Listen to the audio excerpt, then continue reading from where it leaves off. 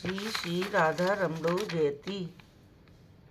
भजनिताय गौर राधे श्याम। जप हरे राम चरित सुधा। श्री श्रीमद राधा रमण चरणदास देव बाबा जी महाशय, बड़े बाबा का जीवन चरित्र। मूल बंगला संपादक प्रकाशक श्री रामदास बाबा जी। अपरा दादा का वर्णन। इस घटना के संबंध में अपरा दादा ने अपने हाथ से जो लिखा है उसी को हम यहाँ उद्धृत कर रहे हैं। मेरा नाम अपरा प्रसाद पाल है। सन 1881 में हुगली कॉलेज से बीए की परीक्षा पास की। मेरे पिता हुगली कचहरी में मुख्तारी करते थे। बहुत दिन पहले ही वे नित्य धाम को जा चुके थे। मेरे आत्मीय स्वजनों की बड़ी इच्छा थी कि मैं बीएल पास कर हुगली में वकालत करूं। मैंने भी वही निश्चय किया, इसीलिए हुगली कॉलेज में कानून पढ़ने लगा। परंतु मेरा मन सद्गुरु की प्राप्ति के लिए बेचैन था। मुझे अपने कुलगुरु के प्रति अधिक श्रद्धा न थी। मेरे पिताजी सदा कहते थे, शिव ही सद्गुरु हैं, शिव ही जगत गुरु हैं। जब किसी को मंत्रादि प्राप्त करने की विशेष उत्कंठा होती है तो वे स्वप्न में मंत्र प्रदान कर शिक्षा के लिए उपयुक्त व्यक्ति को प्रेरित करते हैं। बहुत दिनों बाद पिताजी की बात का स्मरण हो आया। गुरु रूप में महादेव जी की कृपा प्राप्त करने की कामना से मैं शिवरात्रि का उपवास रखने लगा और चलते फिरते हर समय श्री दुर्गा नाम जप करने लगा। श्री युक्त जदुलाल कांजी लाल BLB, जो इस समय हाईकोर्ट के वकील हैं, उस समय हुगली में कानून पढ़ाते थे। हम दोनों हुगली में कानून पढ़ते थे। हम दोनों में बहुत प्रेम था। एक दिन मैंने व्याकुल हो उनसे सद्गुरु लाभ के संबंध में जिज्ञासा की। वे बोले, व्याकुलता ही वस्तु प्राप्ति का एकमात्र उपाय है। जदू बाबू की बात मुझे अच्छी लग गई। मैं सब काम काज करता था, पर मंत्र प्राप्ति के लिए मेरी व्याकुलता नित्य बढ़ती जाती थी। इस प्रकार 3 वर्ष बीते। शिवरात्रि के बाद बाबा आशुतोष की कृपा हुई। उन्होंने स्वप्न में मंत्र प्रदान कर शिक्षक का कार्य करने का आदेश किया और इंगित किया, जो अयाचित भाव से तुम्हें यह मंत्र प्रदान करे उन्हीं को अपना गुरु मानना और उनके आदेश से ही सब कुछ करना। फिर मैंने BL परीक्षा नहीं दी। हुगली जिले के अंतर्गत खानाकुल कृष्णनगर एंट्रेंस स्कूल में प्रधान शिक्षक के पद पर कार्य करने लगा। वहाँ बड़ी लगन के साथ 5 वर्ष तक शिक्षक का कार्य किया और प्रसिद्धि प्राप्त की। पर साक्षात गुरुदेव को पाने के लिए मेरी उत्कंठा बहुत बढ़ गई। गांव से तबीयत उखड़ गई। कलकत्ते के हेलाचंद इंस्टीट्यूशन की हेडमास्टर श्रीयुक्त सुरेश चंद्र दत्त महाशय से मिलकर मैंने अपने मन की बात कही। उन्होंने उसी समय अपने सहकारी शिक्षक के रूप में मुझे नियुक्त कर दिया। मैं स्कूल का काम करने लगा, परंतु अब तक सद्गुरु न प्राप्त कर सकने के कारण मेरा मन बहुत उद्विग्न था। अवकाश मिलने पर श्रीधाम काशी गया और अपनी मनोकामना की पूर्ति के उद्देश्य से साधु महापुरुषों का संग करने लगा, परंतु किसी ने मेरे मन प्राण को आकर्षित नहीं किया। महात्मा भास्करानंद स्वामी जी ने मुझे आश्वासन देकर बोले, तुम देश लौट जाओ, वहीं सद्गुरु मिलेंगे। महात्मा की बात का विश्वास कर मैं कलकत्ते आ गया। मुझे जब कभी अवकाश मिलता मैं अंग्रेजी की पुस्तक इमिटेशन ऑफ क्राइस्ट पढ़ा करता। उसके पढ़ने से मेरी धारणा बन गई थी कि प्रेम ही भगवान का स्वरूप और एकमात्र प्रयोजनीय पदार्थ है। एक दिन पुस्तक पढ़ते पढ़ते सोचने लगा, क्या हिंदुओं के शास्त्रों में ऐसा कोई ग्रंथ नहीं है जिसका पाठ कर प्रेम की प्राप्ति हो और सब देवी देवताओं में भक्ति विश्वास स्थायी रूप से बना रहे। उसी दिन से अनुसंधान करने लगा। एक दिन हमारे स्कूल के सेक्रेटरी श्रीयुक्त बाबू मोहिनी मोहन मित्र महाशय मुझे साथ ले अपने एक मित्र के घर श्री चैतन्य चरितामृत का पाठ सुनने गए। श्री चैतन्य चरितामृत के मध्य खंड के 8वें परिच्छेद का पाठ हो रहा था। पाठक थे श्रीधाम नवदीप द्वासी पंडित रामदास। पाठ सुनकर बड़ा सुख मिला। बहुत दिनों के बाद आकांक्षित वस्तु को प्राप्त कर मेरा हृदय आनंद से परिपूर्ण हो गया। उस दिन से रोज शाम को नियम से पाठ करने लगा। एक दिन पाठ के बाद एक युवक वैष्णव रामदास का कीर्तन सुनकर मैं एकदम सुध-बुध खो बैठा। मैंने बहुत से कीर्तन सुने थे, पर मन और प्राण को मत्त कर देने वाला ऐसा कीर्तन कभी नहीं सुना था। कीर्तन सुनते सुनते मन में आया कि जब इनमें ही ऐसी मनोमुग्धकारिणी शक्ति है तो इनके गुरुदेव कैसे होंगे।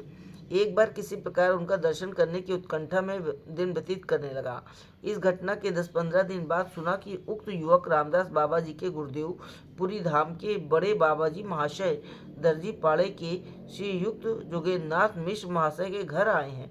मैं और किशोरीलाल हालदार बीए, जो मेरे भाई के समान थे, उन महात्मा के दर्शन करने गए। हमने जो देखा वो अनिवर्चनीय था। महात्मा चारों ओर तारों से घिरे हुए चंद्रमा के समान भक्त मंडली सहित विराजमान थी। वे सुमधुर वाक्यामृत की वर्षा से सबका हृदय परिपूर्ण कर रहे थे। उनके साहस मुख से अमृत मधुर दो शब्द सुन मेरे त्रसित मन को और प्राण शीतल हो गए। उनके दर्शन करते ही मैंने उनके चरणों में सदा के लिए आत्मसमर्पण कर दिया। उनका जितना भी व्यवहार था मुझे बड़ा चित्ताकर्षक लगा। उनके अपूर्व माधुर्य के दर्शन से मेरे नेत्र मुग्ध हो गए। धीरे धीरे उनके निकट जाकर प्रणाम किया।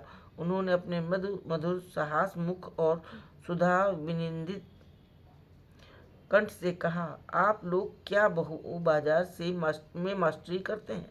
आपको क्या रामदास पंडित का श्री चैतन्य चैतामृत का पाठ अच्छा लगा? मैंने कहा, जी हाँ, उनका पाठ बड़ा मधुर है और आपके रामदास का कीर्तन मधुर से भी मधुर है।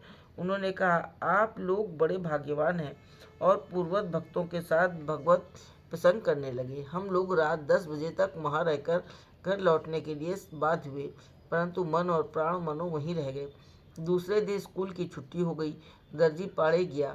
अपूर्व कृपा, आज आप महाशय कुछ नहीं, मुझे देखते ही आग्रहपूर्वक बोले, आओ भाई आओ, मैं तुम्हारे बारे में सोच ही रहा था। अच्छा मास्टर, तुम कल 5-6 घंटे तक बैठे रहे, आज फिर छुट्टी होते ही आ गए। क्यों, साधु दर्शन करने? मैं साधु समझकर आपके पास नहीं आया। बाबा जी, फिर किस भाव से आए हो?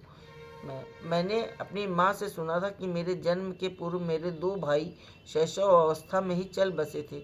मेरी धारणा है कि आप उनमें से ही कोई हैं।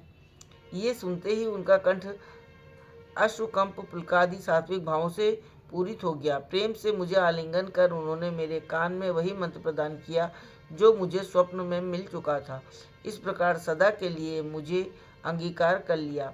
फिर गदगद कंठ से बोले, देखो, तुम्हें प्रभु का अंतरंग बनाएंगे, इसलिए योगी वर ने मंत्र के बीच भगवती शब्द नहीं रखा। कोई चिंता नहीं, मैं उनकी प्राप्ति का उपाय विशेष रूप से बता दूंगा।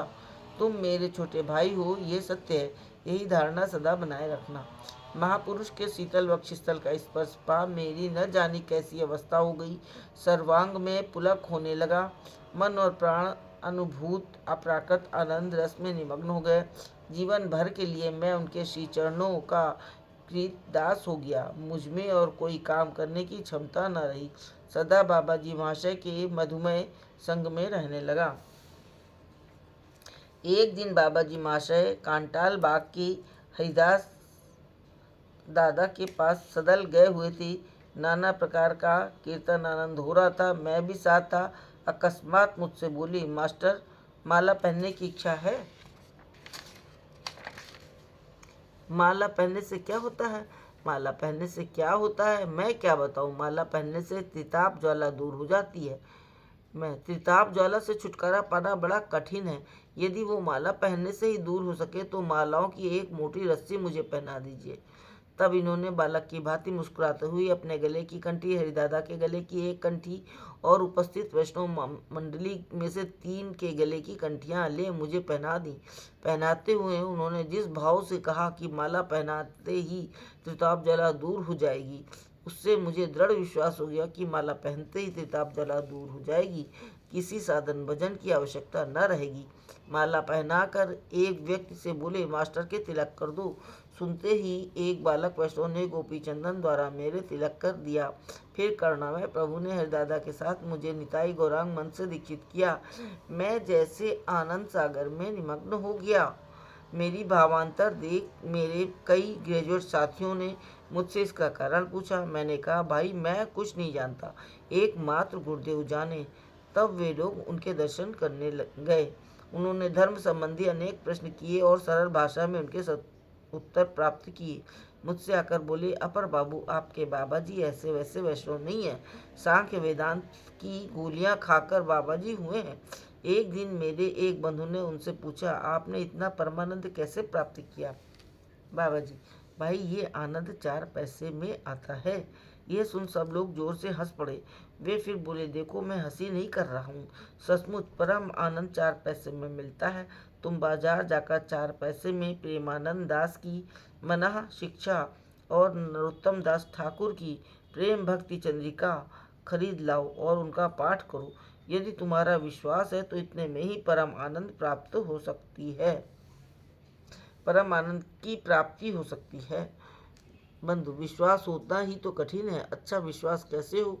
बाबा जी, कुछ कठिन नहीं, किसी एक विश्वासी व्यक्ति की कृपा प्राप्त करने से ही हो जाता है विश्वास। विश्वासी लोग विश्वास का संचार कर सकते हैं। न जाने किस शुभ मुहूर्त में बाबा जी महाशय के श्री मुख से ये बात निकली। मेरे वे बंधु और कई साथी उनकी कृपा से परम भक्त और विश्वासी हो गए और उन्होंने धर्म जगत में आदर्श की स्थापना की। एक बार मुझे भयानक कालरा हुआ। गुरुदेव उस समय वृंदावन थे, मेरी नब्ज छूट चुकी थी। सब जानते थे कि मेरे प्राण न रहेंगे। मैंने अचैतन्य अवस्था में देखा कि परम दयालु गुरुदेव मेरे सिरहाने बैठे कह रहे हैं, मरोगे नहीं, अभी बहुत से काम बाकी हैं। इस अभयदान को सुनते ही मेरी व्यवस्था में परिवर्तन होने लगा। मैं धीरे धीरे स्वस्थ होने लगा।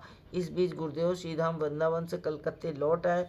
पुलिन बाबू उन्हें मेरे घर ले आए। मैं उस समय भी चारपाई से लगा हुआ था। गुरुदेव के दर्शन पाते ही मैंने उसी अवस्था में उन्हें खड़े होकर प्रणाम किया और कहा, इस बार तो मैं मर ही जाता। वे पहले की ही तरह मृदु मुस्कान के साथ बोली, मरोगे नहीं, अभी बहुत काम बाकी है। ये सब सुनते ही मुझे स्वप्न की बात याद आ गई और मैं मन ही मन परम दयालु गुरुदेव की जय बोलने लगा। जय जय श्री राधे। जय हो बड़े बाबा की।